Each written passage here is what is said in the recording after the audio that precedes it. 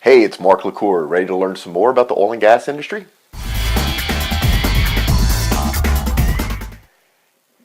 One of the questions that we get asked a lot when we meet with clients is how do you sell to big oil? Inevitably, they bring up a name like Chevron or Shell or Exxon. And what most people do not understand is you really cannot sell to Exxon. Exxon is made up of 17 different business units. Each one has their own culture, their own decision makers, their own budget, their own objectives. And just because they're all under the Exxon umbrella doesn't mean that they have a plan to all work together. In fact, a lot of times one business unit doesn't know what the other one is doing. So in order to sell to Exxon, you need to take your product or service and figure out what problem does it solve. And then you need to figure out which business unit of Exxon has that problem.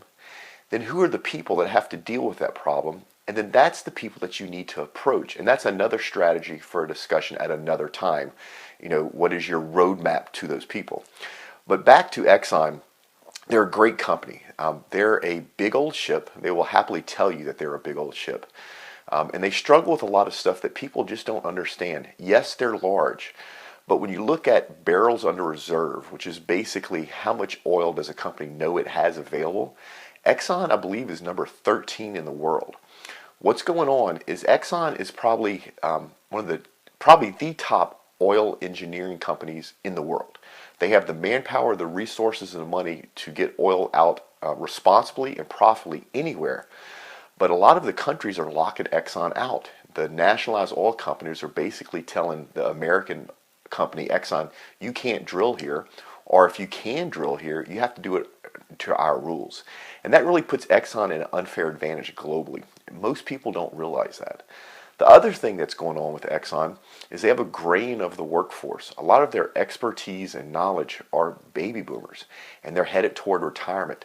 And so there's a big gap getting ready to happen at Exxon in knowledge and experience, and it's going to happen right in the market where there's a high demand for that type of expertise. Exxon's aware of that, but it's also another problem they're facing: basic talent. And then, of course, you see all the bad press in the media. It's ridiculous. Exxon is a great company, some of the greatest people I know. Yes, they've had their issues in the past, but so has every other company. In fact, one of the things that really bothers me is the Exxon being lumped under energy.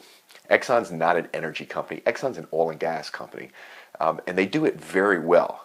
So I hope that helps clear up a little bit about trying to sell to one of the big super majors.